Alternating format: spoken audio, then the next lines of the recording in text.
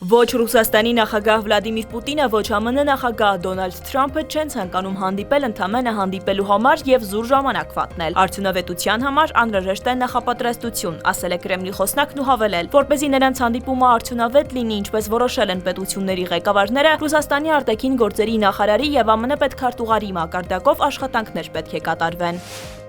Էրդողանն առաջարկել է Ռուսաստանի եւ ԱՄՆ-ի միջև հնարավոր գագաթնաժողովը Թուրքիայում անցկացնել։ Պատրաստ ենք ցանկացած պահի հյուրընկալել նման հանդիպում։ Թուրքիան այն երկիրն է, որն արժանացել է կողմերի վստահությանը։ Սա մեզ առավելություն է տալիս խաղաղության ճանապարհին։ Ուստի մտադիր ենք այս իրավիճակն օգտագործել մարդկության բարօրության համար, ասել է Էրդողանը։ Պուտինն ու Ալիևը հեռախոսազրույց են ունեցել։ Զրուցակիցները քննարկել են երկկողմ օրակարգային հրատապ հարցեր։ Նրանք վերահաստատել են իրենց փոխադարձ հանձնարարությունը շարունակելու առևտրատնտեսական կապերի զարգացումը եւ իրականացնելու համատեղ նախագծեր էներգետիկայի, տրանսպորտի եւ լոգիստիկայի ոլորտներում, հաղորդել է Կրեմլը։